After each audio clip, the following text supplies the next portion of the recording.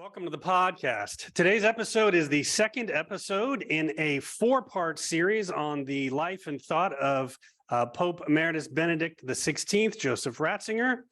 Our last episode was a general overview and overthought of his life and thought with Dr.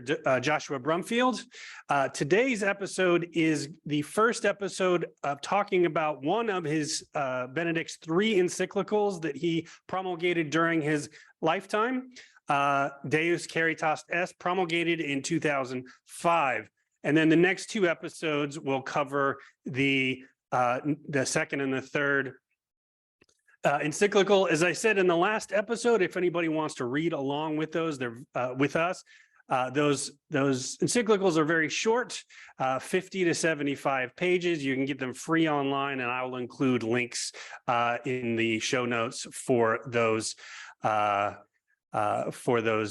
texts. My guest today is a returning guest, Dr. Andy Staron, who is an associate professor of theology at St. Mary's Seminary and Graduate School of Theology in Cleveland, Ohio. We all think about love, but because today's topic is Deus Caritas Est, God is love or God is charity, I wanted to talk to Dr. Staron because he thinks about love professionally. In 2017, he published a book, The Gift of Love, Augustine, Jean-Luc Marion, and the Trinity with Fortress Press. First of all, Dr. Staron, welcome back to the podcast. Thank you very much. It's great to be here. So again, let's talk about the general thought of this particular encyclical, Deus Caritas Est. Why did he write it? What's the context? What's he saying? How is this text a contribution to the intellectual tradition of the church? So there's some of the general topics I'd like to talk about. And why don't we just jump right into it? The title. Deus Caritas Est, that's a Latin title. These texts, encyclicals, along with church documents like Second Vatican Council, they always get their titles the first two or three words of the text itself. What is the meaning of the title, Deus Caritas Est? And in particular, how do we understand that tricky Latin word, caritas? Well, the title comes from the first letter of John 1 John 4:16, and the line that Benedict quotes at the opening of the encyclical, God is love, and he who abides in love abides in God, and God abides in him. So what you're looking at there is one of the actually kind of clearest statements of identity that we have in the New Testament about the nature of God. It's making a kind of very direct claim about who God is, that God is in some way, shape, or form fundamentally love. The Latin is caritas, the Greek is agape, that the New Testament was written in Greek, so the Greek there is agape, and agape is the Benedict gets into this in the encyclical, but it's basically the kind of a general word for love that's used in the New Testament that wasn't it didn't have a very particular understanding to it in the early church time, in the New Testament time. It was kind of a general word that wasn't the most kind of commonly used word for love that the New Testament authors pick up. Let's talk a bit about the context of the text. Any theological document is written within a particular personal context or historical context. You know, the church, popes, councils never sort of wake up one day and say, I just feel like writing about this topic. So he says at the introduction, in a world where the name of God is sometimes associated with vengeance or even a duty of hatred and violence, this message, the message that God is love, is both timely and significant. What's Benedict getting at here? Why does he feel the need in this cultural or societal context that he was just talking about to say, no, God isn't about vengeance or hatred or violence. He is love. So what do you think, it's always hard to read somebody's mind, but what do you think Benedict is trying to get at here? Well, so there's that. There's the why in the context of vengeance, but he also talks about love in our contemporary context being often tarnished or abused. The term love, the idea of love, ends up not kind of carrying with it what the New Testament hoped to carry with it, the idea that God is love. And when we talk about, I'm loving pizza, or I love somebody today and I may not love them tomorrow, and that the word love ends up meaning a whole lot of things without the type of depth that Benedict hoped for. So he actually, about a month after he released this encyclical, there was a conference at Cor Unum, the Pontifical Office, World Conference on Charity. And Benedict addressed that council about kind of the motivation behind his encyclical.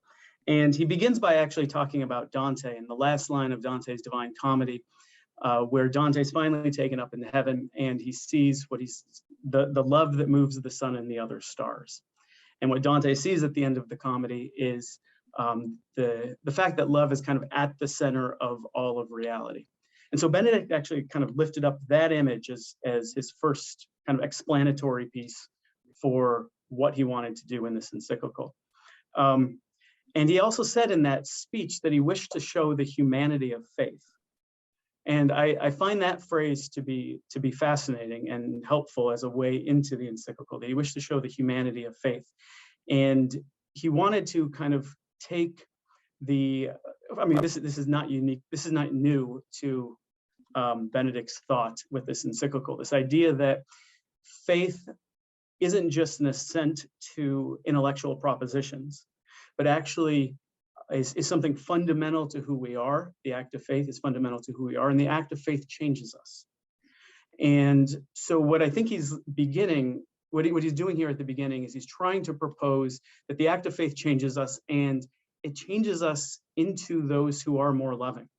And that's something kind of working at work behind the encyclical. So that point you were just hinting at, that the Christian life is not a sort of philosophical abstract proposition. Mm-hmm. It comes from again, I think throughout his work, and it's maybe his most famous phrase or idea. His entire work, and it's explicitly mentioned here on the first page, and it gets into this idea of Christ being sort of the icon. So being Christian is not the result of an ethical choice or a lofty idea, but the encounter with an event, a person, which gives life a new horizon and a decisive direction. So let's go a little more deeply into that. What does he mean by that? This encounter with a person. Yeah, I think if we were to summarize Joseph Ratzinger, Pope Benedict's thought throughout his entire lifetime in a phrase, it would be this. I think what we see, and all the articles about his thought and his influence over the past few weeks since his death, I think point to this.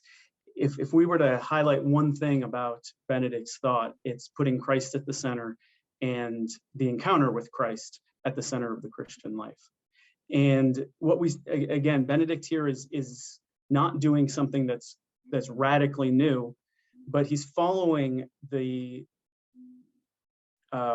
theology of revelation that comes out of Vatican II, that he was part of kind of shepherding through, that Christian life is personal.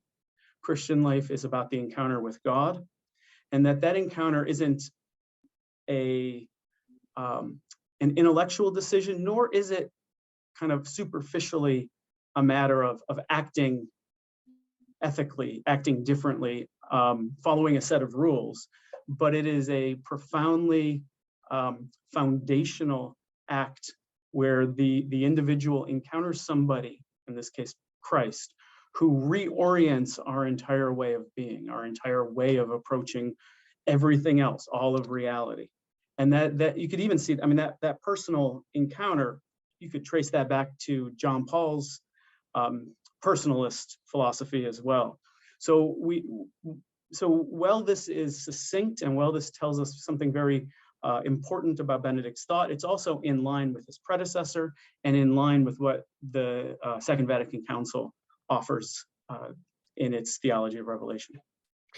You mentioned the idea that in our culture today, the word love is often misunderstood or misused. And I've argued before on this podcast that that's one of the main reasons why we have an over 50% divorce rate, that we sort of think of it as a feeling or an emotion. And if you get married for 50 years, those feelings come and they go. Benedict, as you say, at the beginning, gets unsurprisingly for him gets into the sort of the language of love. He talks about the idea that what's usually translated in English as love, there are three words in Greek: eros, agape, and he doesn't really talk too much about this, but philia, which he defines as a love of friendship. He says of eros and agape that, quote, eros as a term to indicate worldly love, and agape referring to love grounded in and shaped by faith. The two notions are often contrasted as ascending love and descending love. What does he mean by that? In particular, the idea of ascending love and descending love. Yeah. So, English has the word love. Different languages have various words that they use to talk about what we kind of use love to speak to. And we use one word. Other languages have a lot. And he talks about these Greek terms. In a popular sense, perhaps the most common presentation of this is C.S. Lewis's Four Loves, where he talks about these three plus kind of affection, just general comfort with, your pet or with like your alma mater, that type of comfort that you have with a place that's important to you. But Benedict here focuses on eros and agape. And throughout the 20th century, as a result of some philosophical work by a guy by the name of Nygren, there was a sense that eros wasn't kind of an authentically Christian love, and agape is what Christians are supposed to, the form of love that Christians are supposed to live out.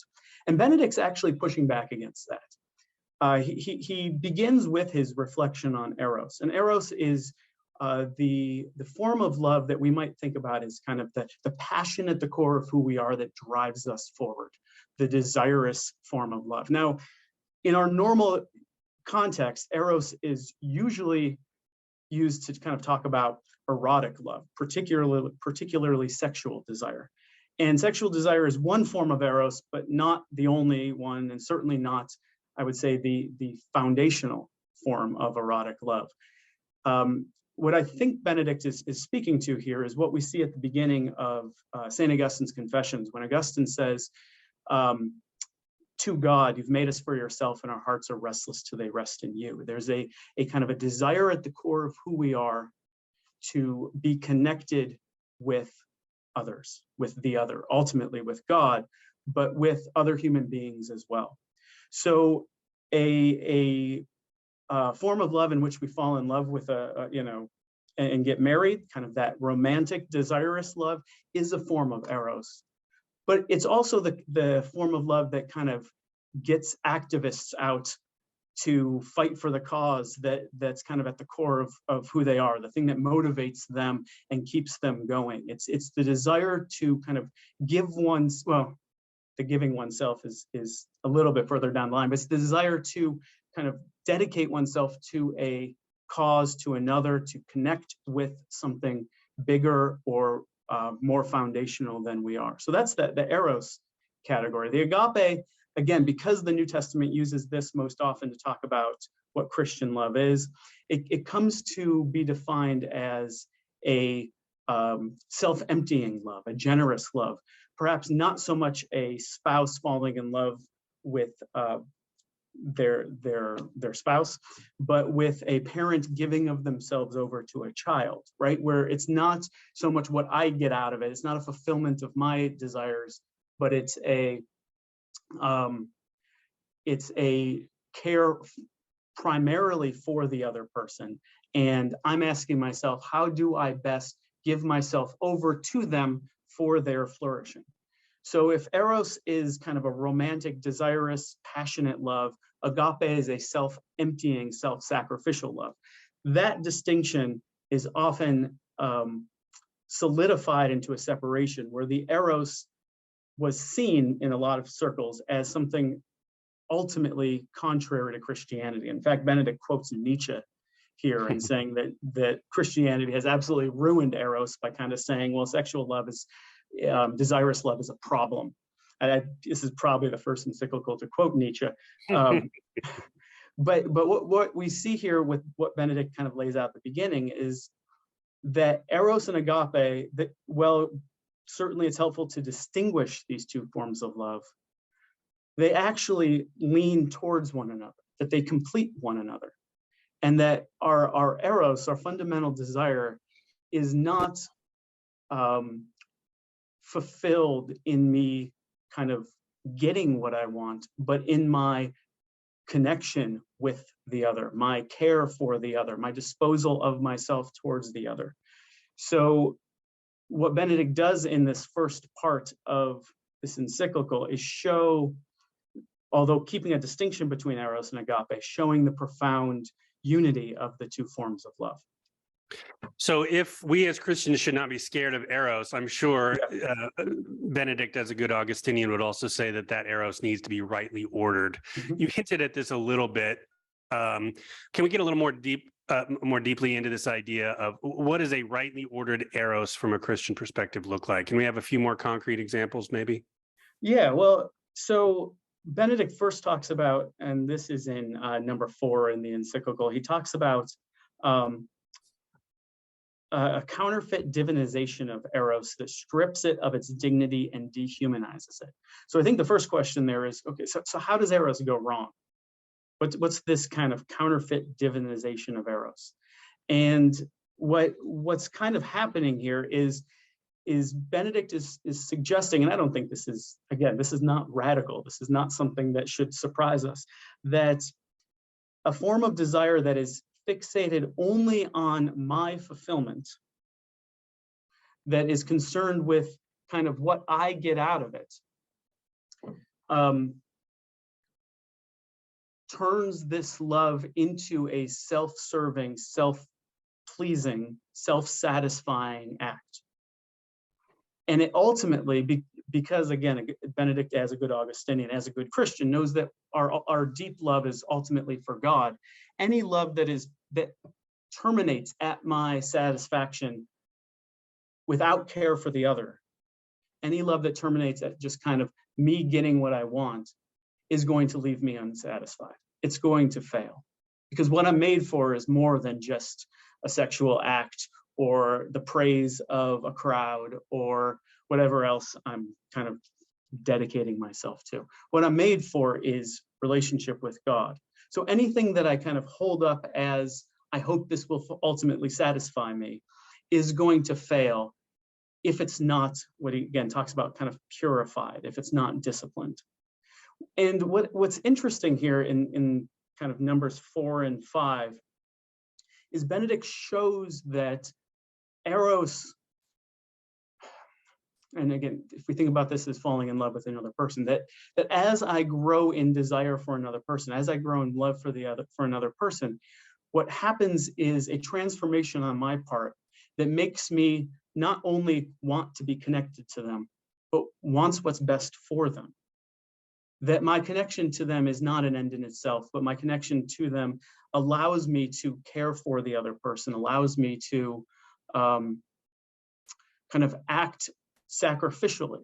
That eros, when it matures, when it's purified, allows my desire for another person to be transformed into my desire for what is best for the other person, which could even lead to me sacrificing of myself, my own kind of immediate happiness, for the good of the other. So Benedict kind of lays out this profound connection between the human desire for kind of connection to another with the willingness to grow in self-sacrifice for the other. Benedict moves beyond the Greek etymology and he moves to the Bible specifically. He starts with the Old Testament, and of course, we'll get to the New Testament.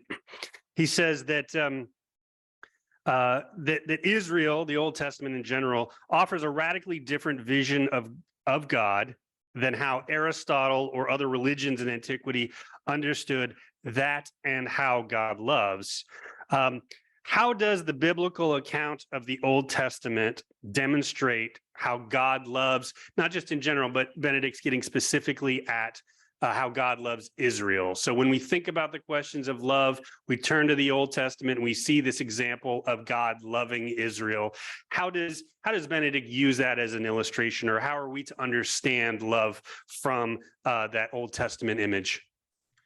Well, the image that Benedict emphasizes throughout is that of marriage, right? So what we see develop throughout kind of the 700-800 years before Jesus in Jewish religious thought is a recognition of or a growing awareness that God loves Israel as a husband loves a wife.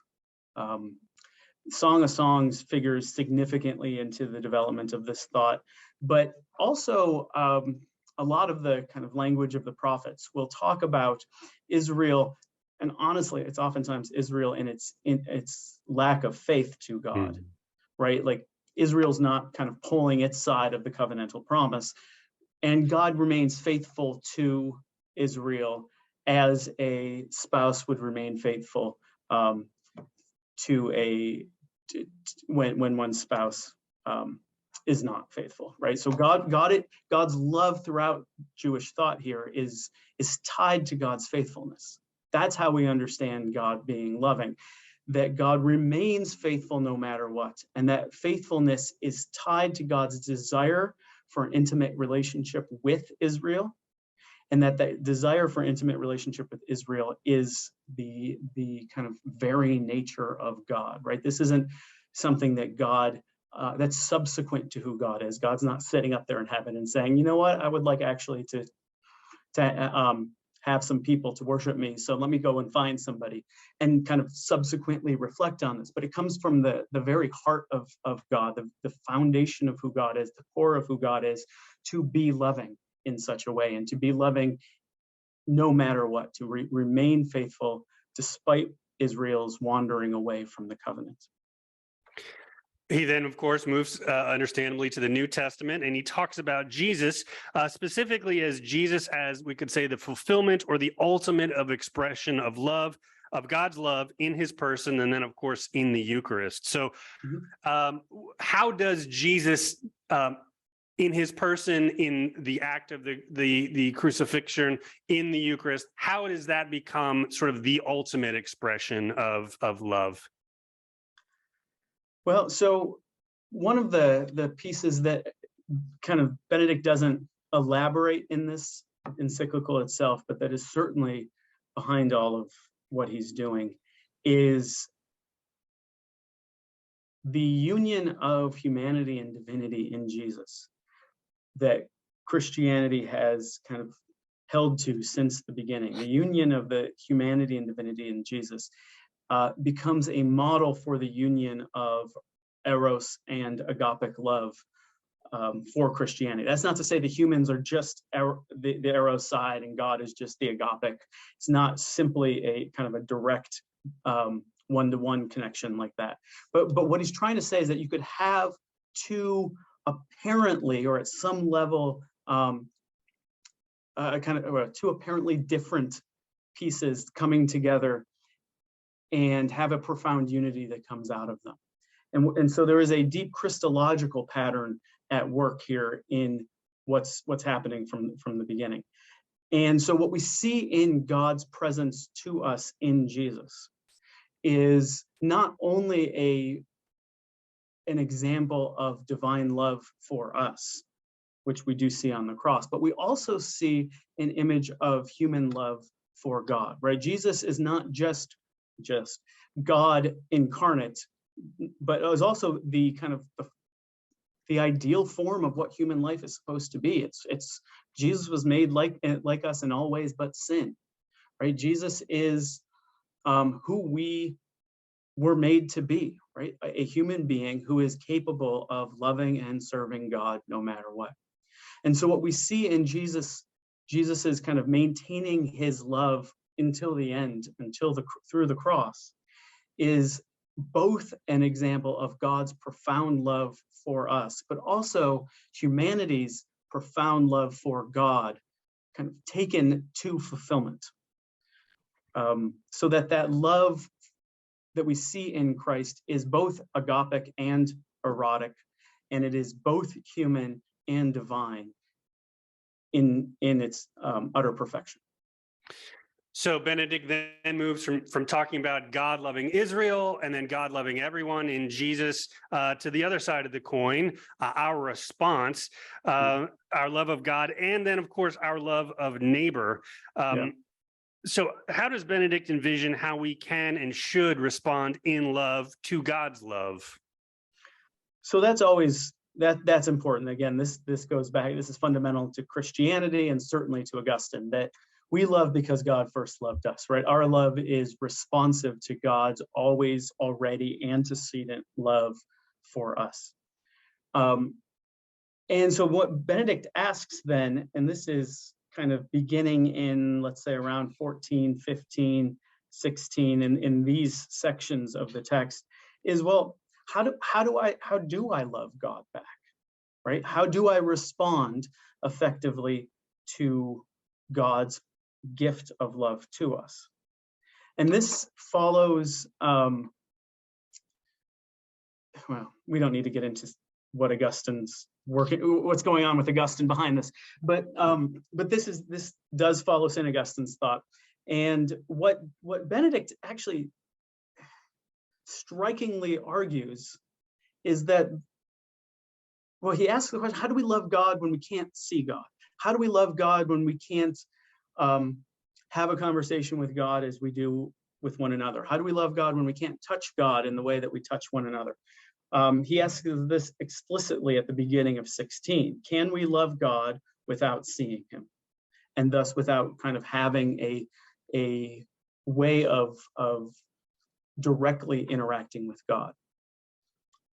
And that I don't want to gloss over that, because it's very easy to say, well, I feel very passionate about my faith and my devotion to God, but that kind of deep, profound feeling on our part can betray us as much as a deep, profound feeling of love for another can betray us, right? If we reduce our love for God simply to me feeling it, it's not much different. It falls prey to the same things that, like, my love for my spouse.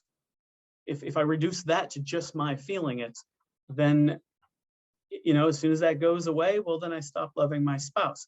Benedict is implying there's something very similar here. If all our love for God is me feeling passionate about God, you know, going to mass and like kind of loving it and walking away with kind of a wonderful feeling inside and kind of feeling devoted as I go down on my knees to pray at night, if that's all I'm talking about, then that's not sufficient. So he's actually, he's telling us that loving God is not just a matter of my kind of erotic, desirous feeling like I want to be close to God. That's great, that's part of it, but that's not all. That's necessary, but not sufficient. The other side of it is kind of a way of living my life differently, a fundamental reorientation of my life that helps me relate not just to God kind of in prayer, but relate to who it is that God loves here on earth. That relates to neighbor. You know, if we try to love God simply in an abstraction, simply indirectly, let's say, or simply directly, I'm sorry, if we try to love God directly through my kind of focusing really hard on God, I'm turning it into something about my effort and my emotions and my desire. So what Benedict suggests then, and this, again, this is starting kind of in 16, is that my love for God plays itself out in my love for my neighbor. And again, this is not anything new on Benedict's part. He's profoundly a biblical theologian in the sense that he's rooted in reflection on the Bible. This is the parable of the Good Samaritan that he references in number 15, and this is Matthew 25, right? We love God by loving our neighbor, and the neighbor, as he defines in number 15, is anyone who needs me, whom I can help. So I show my love for God by loving the one who needs me, and that our faith, our Christian faith, is that God accounts that love as love of God. That is the way that we most directly love God, is by loving the one in need. I want to go more into that in a minute, the idea of the relationship between love of God and love of neighbor. But before we do that, before he does that, at the beginning of part 2, he starts by talking not about caritas in general, right? The love of God and the love of God's love of us, and reverse, our love of God. But he talks about caritas as a manifestation specifically of Trinitarian love, right? So not just God in general, but specifically God as a Trinity. And he quotes Augustine saying, quote, "If you see charity, you see the Trinity." So again, he doesn't say you see God, but you see specifically the Trinity.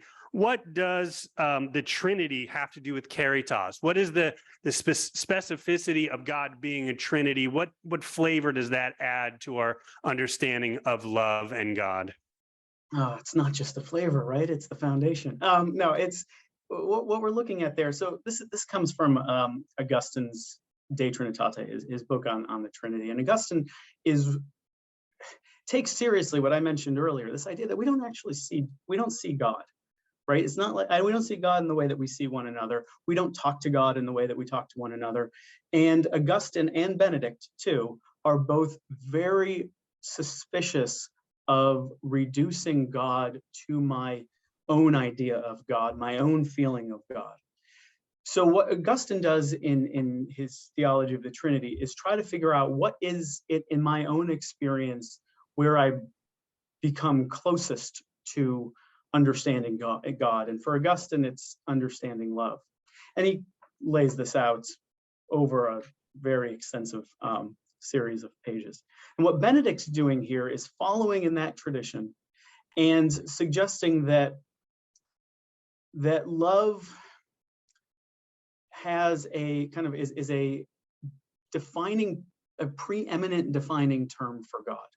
Right? God is always going to be mysterious to us. No word, no language, no definition of God is ever going to allow us to finish the conversation, say, okay, fine, I know who God is, I'm done. Let's put a period at the end of that sentence. God is always going to be mystery. But what Benedict is suggesting here, and again, this follows the entirety of the Christian tradition, is that love is the kind of, to quote Michael Himes, the old professor from Boston College, the least inadequate way of talking about God, right? It's never going to end the conversation where we get to say, well, God is love, I'm done. But it's what opens up the conversation to us being able to better understand who God is. And who God is here is profoundly love. So Benedict here is following what we saw at the opening line of the encyclical from 1 John that says God is love. But Benedict is also following Christian Trinitarian theology and understanding that the nature of God, the substance of God, is relational, right? We've got three persons who are united in a love for one another that is God. We don't need, trying to unpack Trinitarian theology here is probably going to get us on a kind of a side road that we may not want to follow all the way to its end tonight. But the relationship of Father and Son is a love that unifies them utterly and completely. If you're interested in seeing the way Benedict plays this out in other works, look at his book, Behold the Pierced One, where he follows Jesus's prayer. And he looks at the profound loving relationship of Jesus and the Father in Jesus's prayer life. And the book is beautiful. It actually, but what Benedict is doing is inviting his readers to more profoundly enter into the prayer life of Jesus, and therefore have a relationship with the Father that that is rooted in Jesus's own relationship to the Father. It's a beautiful little book, but what he is suggesting there is that this relationship of Father, Son, and Spirit in the Trinity, and the relationship of Jesus to the Father during the incarnation, during Jesus's ministry, is the relationship that we are invited into. Right, this is what is made for us. This is what we are made for, not made for. This is what we are made for, to enter like Christ into this relationship where our love is transformed into kind of a purified love for the Father. All of this talk about love, Benedict recognizes a danger that could arise is a misunderstanding or a rejection of justice. That, for example, if all we do is just love, then if somebody commits a crime, we say, well, you don't need to go to jail because we love you. And so, the justice sort of gets obscured. Justice understood generally as giving to the other what is due. So, how should we understand, according to Benedict, the relationship, yes, between caritas, but also justice? Yeah, so this is the second part of the encyclical. And it's, when this encyclical came out, that one of the first comments, and Benedict himself admits this, that it can, on a cursory reading, it can feel disjointed, right? First, he's talking about eros and agape, and he tries to bring these two things together. But the structure of the encyclical itself discusses love in the first part, the nature of love, and kind of the relationship of love and justice in the second, which again can feel a little disjointed. But what Benedict is trying to do is to show the profound, intimate relationship between these virtues on our part, between love and justice. So yes, justice can be overlooked in the face of love. We could say that we just need to kind of forgive and forget and not necessarily punish somebody, but that's actually not Benedict's kind of conversation partner here in the second part of the encyclical. He is more concerned with two things. The first is what he kind of describes as a general Marxist critique of Christianity, where love in the form of charity, right? Feeding the hungry, giving drink to the thirsty, overlooks deeper systemic issues of injustice. And that charity can serve as a band-aid for a wound, but not actually get to the deeper cause of the wound. So this is a critique of charitable activity that's in the way that usually plays itself out in kind of our social conversation, can be traced back to Marx. So that's his first concern. Is love something that is merely a band-aid? Is charity something that's merely a band-aid for deep injustice and allows the deep injustice to keep happening? The other thing that he's concerned with is the church's relationship to justice and charity. How does the church kind of as an institution, as a community, how is the church supposed to participate in acts of justice? And so those are the two main questions that he's asking in the second part. I don't know if we want to go into how he answers those two things. It's up to you. Well, sure. So I wanted to, there's so much we could talk about it, even though it's a short text, we have a limited amount of time. I wanted to come back to something we've touched on several times, the idea of loving of neighbor. And Benedict then sort of talks about how Christian caritas is not the same thing. He calls it as social assistance, or what we might call social work or secular social justice. It reminded me of one of my colleagues here at the seminary. He's been a priest for many, many years, and he's talking to sort of new seminarians, and he says,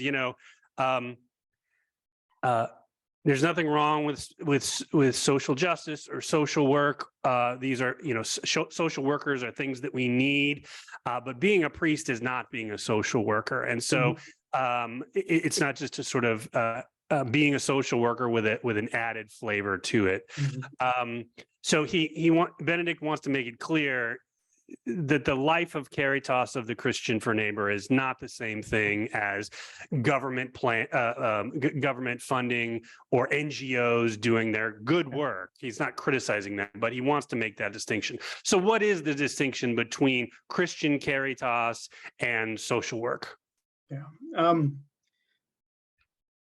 So I think the line that actually made this clearest to me in the encyclical is where he points out that even in a perfectly just world, caritas would still be necessary.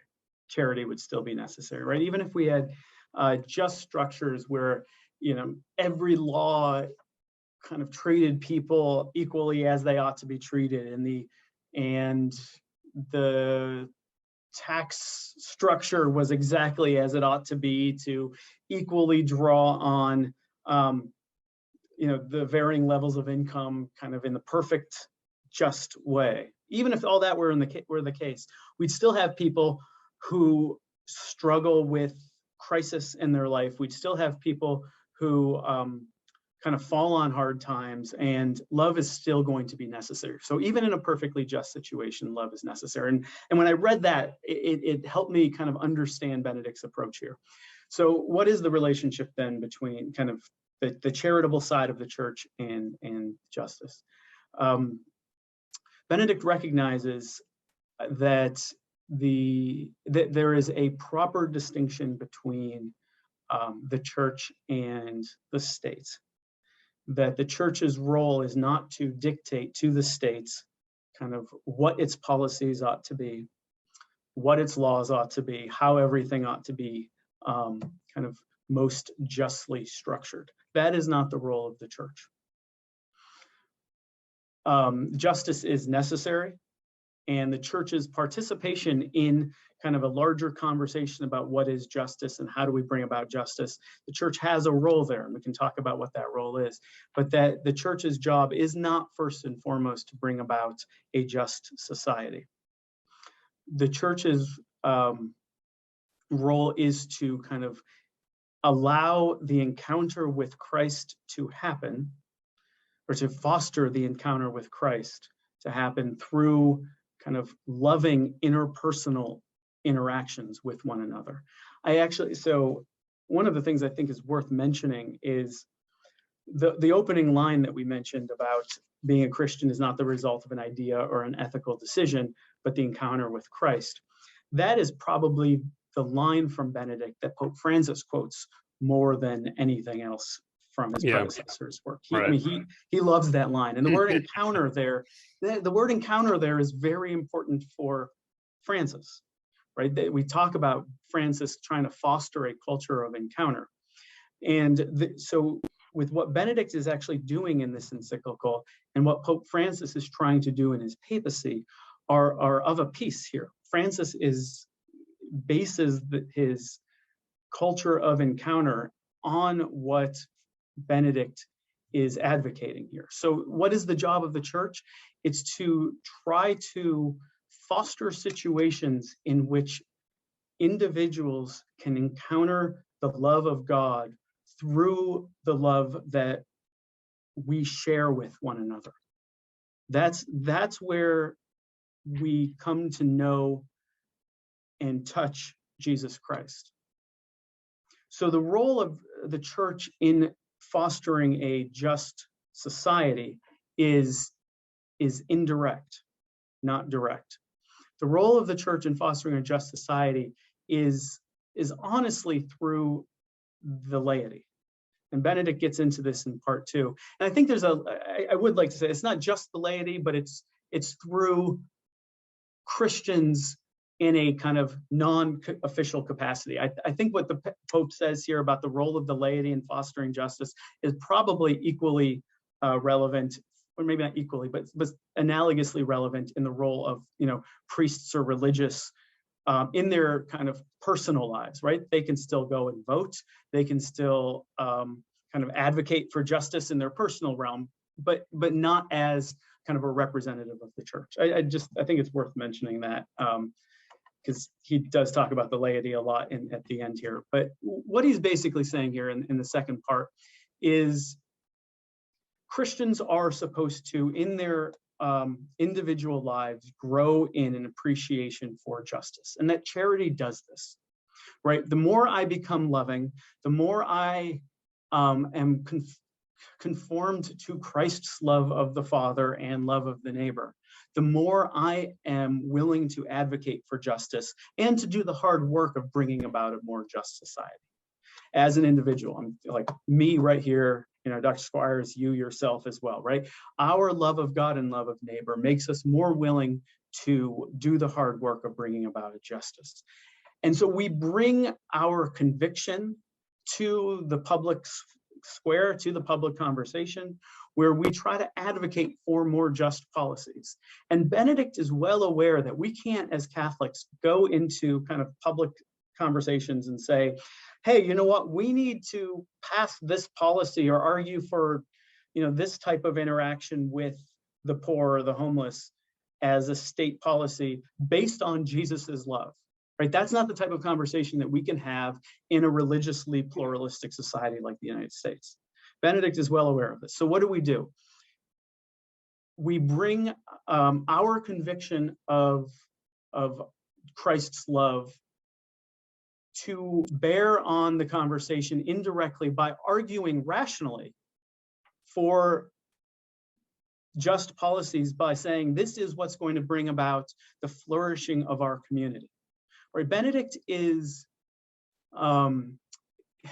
shows us a deep, actually, faith or hope in natural law here. He basically says what God wants of us as a society and what is good for us as a society are ultimately the same thing. And we don't need to make the theological argument that this is what God wants for us. We can make an argument based on this is what's good for us as a society, and that ultimately those are going to be the same thing. I think it's worth kind of showing that this Benedict is offering us a profound faith in human reason here, right? That human reason, when animated properly, is going to bring about kind of a very similar conclusion about how to order our society that then will, like, strict following of the 10 Commandments, ordering a society based on revelation through the 10 Commandments. So what I do then is I make an argument for a just legal system, a just political system, a just economic system, by saying that this is what is good for the society. And I use my conviction, my discipleship, my wanting to be like Christ, to animate my work towards a just society. But it's indirect in the fact that it motivates me, but it's not what I bring to the conversation kind of at the ballot box or in the public square, right? I argue for what's going to bring about the most what's going to bring about the flourishing society indirectly through natural law. So that's the role of the laity, really. And I read this years ago when it came out, and I'm not a priest. I'm a layperson here, and I realized that this puts a significant weight on the shoulders of the laity of the church, right?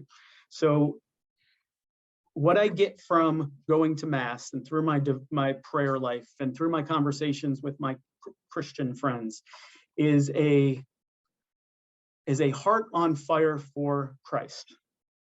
I fall in love with Christ.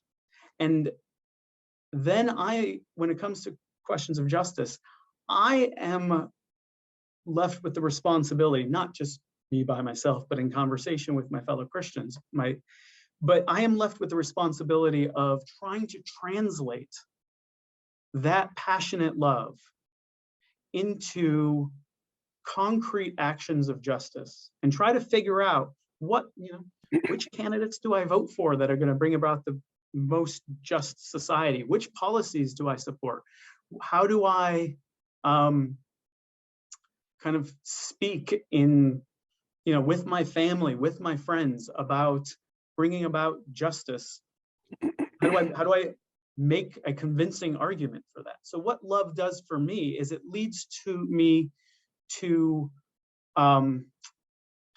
be willing to enter into these difficult conversations, be willing to do the research I need to do in order to figure out what's going to be most effective, in order to sacrifice if I need to sacrifice in order to bring about a more just society. My love for Christ does that to me, but it only indirectly plays itself out in kind of the larger social conversations that I'm having, the larger political conversations I may be having, you know, at the Thanksgiving dinner table with perhaps my relatives who are not necessarily Christian or not necessarily Catholic.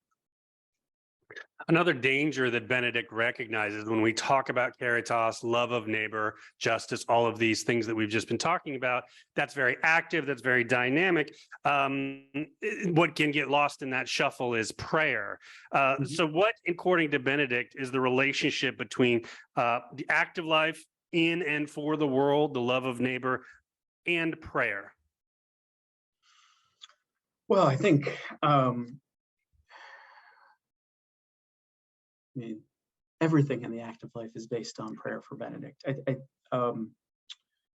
know, I mentioned before the text, "Behold the Pierced One," where he talks about Christ's prayer, but he also kind of indirectly talks about this in his introduction to Christianity, in the section of the relationship of faith to understanding, faith, the role of faith in everything else that we do.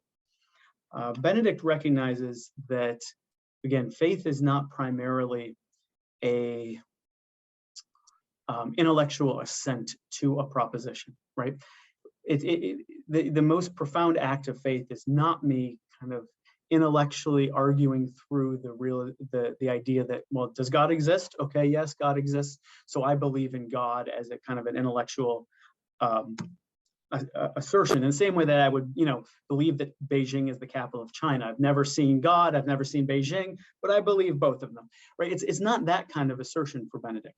Faith, and he looks here at both he looks at the German word for understanding, but also the English word for understanding. And both of them have to do with have this language of standing, of taking a stand.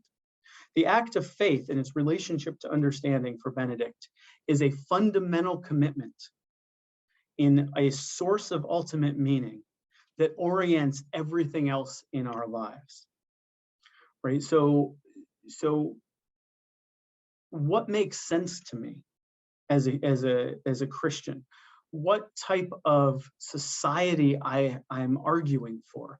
How I live my life, how I orient my family, how I go about my daily life at work is all rooted in a fundamental understanding of a source of meaning and value that I can't just kind of create for myself, but that I receive an assent to, that I basically kind of am able to say, okay, yes, I have decided that this, and for Benedict, the God of Jesus Christ, this is the source of all meaning and value in my life. And everything else, all my knowledge, all my understanding will be conditioned by and oriented by this commitment that I make to Jesus. So it is actually only in the life of prayer that I come to deepen that faith that orients everything else. So, I mean, just as an example of,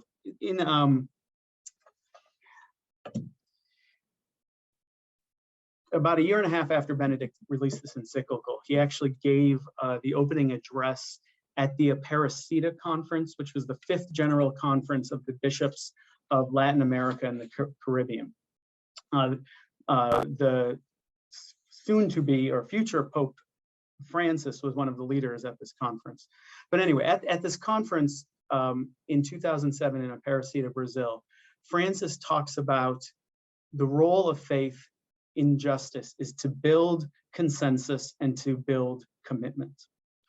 Right? So what faith does is allow me to try to invite others into to share in the source of meaning and value that I have found in Christ. I invite people to the faith in order to kind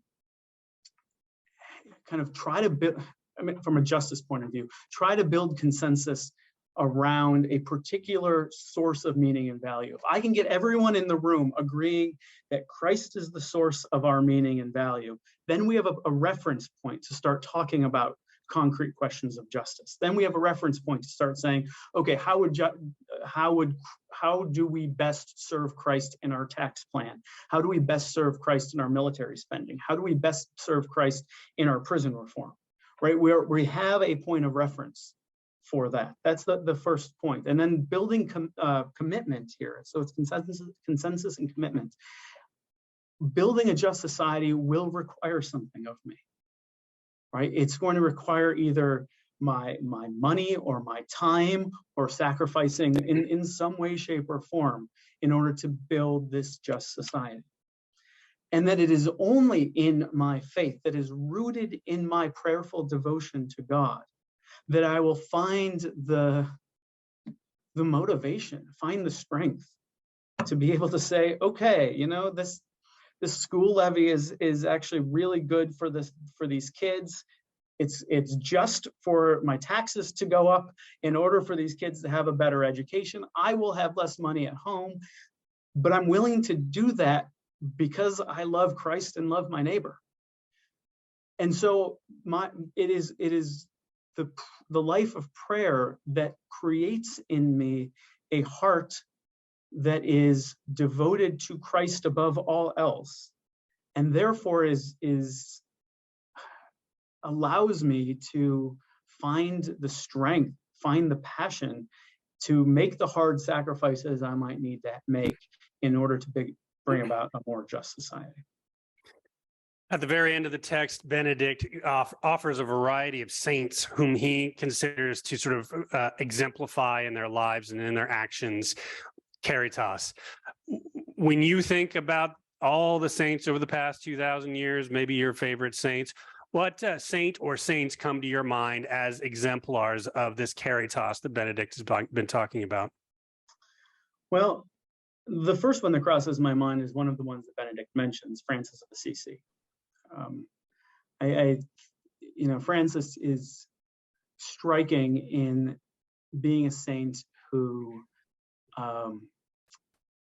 wrote very little, relatively speaking, compared to some of his contemporaries, but wrote very little, but whose own life and inspired a reform within the church, inspired certainly countless women and men who have entered Franciscan orders throughout the centuries, but also inspired ordinary, people who didn't enter religious orders to live a more generous life, right? To the beggars, to the lepers for Francis, to nature, to non-human life, to just recognize that the love that we're called to is without measure and without it is a love without measure. So I think Francis is certainly one that I think is worth mentioning in an American context, who Benedict doesn't mention, is Dorothy Day. And for me, the work of the American kind of co-founder of the Catholic worker movement is also speaks to what Benedict actually went specifically to his argument for justice and the lay person's responsibility for justice, right? Benedict argues that each one of us as an individual has a responsibility to love the neighbor who is in front of us, right? That it's not simply something that I kind of pass up either to the church to do kind of charitable work or to the state to do justice, right? That I personally have a responsibility to the person in front of me in need. And I think what we see in the Catholic worker movement, exemplified and founded by Dorothy Day and exemplified by Dorothy Day, is a real recognition that the person at my door, the person sitting here in my office with me, the person who's coming to me in need, is coming to me as Christ. And I need to respond accordingly. So for me, the first two people that cross my mind are Francis of Assisi and Dorothy Day. Certainly, Dorothy Day is well known for her active work with the poor. What is less well known is she went to Mass every day. And in fact, when she gets older, she criticizes sort of the younger Catholic worker movements for their lack of piety. They didn't go to Mass every day. They didn't believe what the church teaches. There's this line in her book, Loaves and Fishes, that the first time I read it kind of made me, struck me in the wrong way. The Catholic worker at that point had been up and running for a while. And she says, you know, she walks out of the Catholic worker and there's this long line down the street of people wanting help. And where is she going? She's going to Mass. And my first thought was, what are you doing? Get back in there and get to work. And then I was like, no, she's right. You know, yeah, she's got to do that work, but it's got to be grounded in that life of prayer that Benedict was just talking about. So yes, there's a long line down the street that need help, but you got to go to Mass to get that anchor. Yeah, and for Dorothy, that was certainly, I mean, it was both right and just in and of itself to give the time to God that she wanted to give to God. But she also was willing to, like, she couldn't do the work that she wanted to do if she were not deeply rooted in prayer, right? Like she prayed the Psalms regularly. She prayed the Rosary regularly. She went to adoration regularly. And, you know, being a limited, fallen human being, Dorothy realized that the only way that she could kind of keep the love in her heart burning strongly enough to do the work for justice that she was doing was to remain grounded utterly in Christ. Before becoming Pope, Joseph Ratzinger, as the prefect of the Congregation of the Doctrine of Faith, got this reputation. You know, he was the Vatican's pit bull or Rottweiler, you know, and he's sort of constantly squashing other theologians. And then the first thing he does when he becomes Pope is write this encyclical on love, which I think really sort of was a wake-up call or shocked people. They were not expecting that. So how do you think about this encyclical as a wake-up call to demonstrate that many people misunderstood him? Or maybe to put it a little bit differently, how do you think that this encyclical set the tone for his pontificate?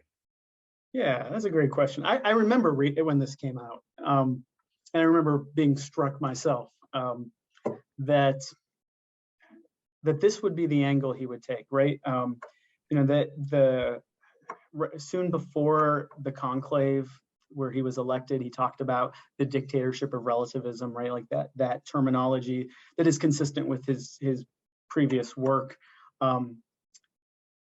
seemed to kind of be in the air when he was elected. You know, his Episcopal motto, I believe, was some, you know, it's not in English, but I think it was something like cooperators with truth. He was in charge of the prefect for the CDF for so long, where he did a lot of things, but most kind of publicly was kind of disciplining particular theologians for their theology. So it was striking, I think, when he went in this direction. And I guess I want to say two things about that. The first is, I think what we saw from Joseph Ratzinger, prefect of the CDF, was a man who was trying to do the job of the office and not impose his own personal imprint on the office. You know, he was obedient to the church, right? He understood or believed that what he was called to by John Paul in this role was something that he had to embrace, not for him personally, but to kind of inhabit a role. And he did that role as best as he could, but he did not put his own kind of personal stamp on it in the way that one might think somebody would in a role. Like, his theology is very different than what came out of the CDF, and his theology is much more pastorally oriented. It's much more biblically oriented. It's much more speculative than the work of the CDF. That's not the job of the CDF, and that's not what he did. So I think the first thing we should say is that he did his job in the CDF, but recognized that who he was and the job that he had to do were distinct. Actually, I think we see something very similar there when he resigns the papacy too, that the role that he was asked, that he needed to do as Pope, was not something that he felt was any longer for him. You know, through his prayer, through his devotion, through his reflection on what the church needed, he came to the conclusion, however he did, that he was not the man for the job anymore. So I think I want to make that distinction. But really, what goes on with Benedict, and I really appreciate this in all of his thoughts, is he's able to kind of peel back the layers of a very complex situation and get to the heart of something. He does this very well.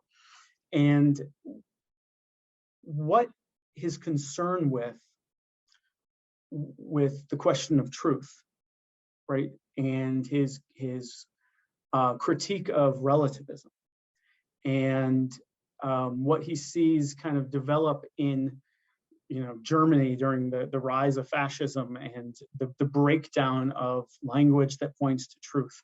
All of that concern about truth is certainly legitimate in its own right. But for Benedict, there's something deeper there. It's not just truth as in, like, am I saying something that is factually accurate? It's, am I inhabiting the truth of my fundamental claim to believe in the God of Jesus Christ? Right? That is the truth for Benedict. And it is not an act of truth. It is not a statement of truth for me simply to say I believe in Christ and then to move on and not care about justice, not care about my neighbor, not pray, not go to mass and worship. That would be a betrayal of truth. And so what's active kind of below, or kind of what this idea of truth is rooted in, is a love that orients me in commitment to this source of life, to God. And so we can't have truth for Benedict without love, without a profound commitment to God. So what I kind of came to realize when reading this encyclical for the first time, in light of, again, Benedict's kind of more, or his broader conversation about truth and his broader insistence on the problems of relativism, is not so much an intellectual, that he's concerned not so much with an intellectual game, but with something that roots the entirety of our being in the source of our life. And he comes to the realization, or he comes to present to us, that is our love for God. That's a response to God's love for us. Final question. Throughout our conversation, you've correctly said, you know, on a variety of points, well, Benedict is just saying here what the Christian tradition has said for 2,000 years. We also said that he either specifically quotes somebody like Augustine, or at least sort of gives an Augustinian presentation of a particular idea. So on the one hand, we could say, you know, Benedict is just sort of repeating something, that he's not doing anything new here. It's just re-articulating the Christian message. But then, you know, again, on the other hand, if that's all he were doing, he probably wouldn't feel the need to do that these topics have been talked about for 2,000 years. So he is bringing something of his own to this, his own personality, for example. So what would you say is sort of uniquely Benedictine about this text, and also what would you say is the ultimate contribution of this text? Yeah, that's a good question. So Benedict doesn't want to be doing anything new, I would say. I mean, ultimately, right? He's not trying to innovate. The Christian theology is not a process of innovation. It's not trying to come up with a kind of a new phrase or a new way of putting things that's going to kind of replace the old way. Benedict was an advocate of the ressourcement movement in the 20th century. He's a participant of this, right? which was a matter of kind of going back to the original sources of Christianity, going back to the scriptures, going back to the church fathers, and saying, okay, what were they about, and how do we continue to do what they did in our own context? By the way, if you want his little book published by Ignatius Press on the church fathers, it's an excellent little kind of devotional read if anyone's interested in that. But so he's not interested in doing something new, but he is interested in taking the tradition and presenting it to us in our contemporary context in a way that's going to allow us to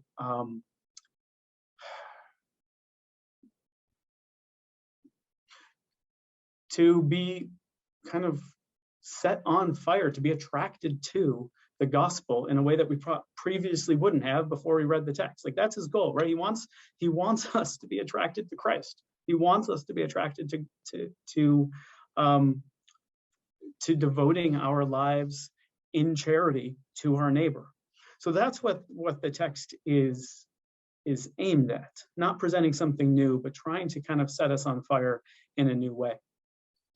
And so he's taking up what he understands to be the challenges that Christians face in being drawn to Christ.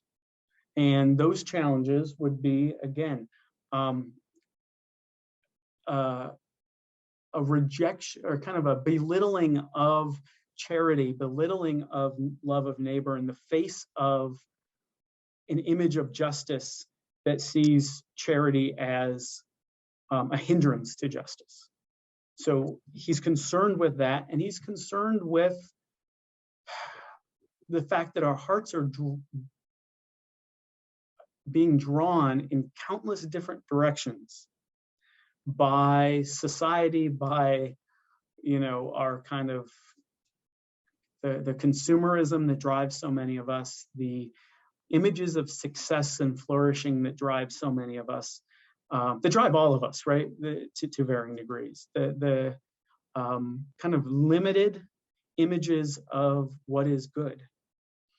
And so Benedict is trying, what I think he's doing here is turning us to pay attention to the source of our love, saying, okay, we have all these desires, we have all this passion, yes, and that's all good and it's all wonderful, but it needs to be aimed at the source of our life. It needs to be aimed at Jesus Christ. And by reorienting or reordering our loves towards Christ, everything else falls in line. So what he's doing here that's new is not presenting a new image of love. He's presenting the image of love that we see in the scriptures. What he's doing is, I think, diagnosing particular challenges to our love in our contemporary context, trying to diagnose those and offer a way of thinking about our context that kind of is able to heal the hurts that we have as a result of our disordered loves. Dr. Staron, thank you so much for joining me today. I think this is a really great conversation, a really great introduction to this wonderful short text. So I think every Christian should go out there and read this. Thank you so much. Thank you.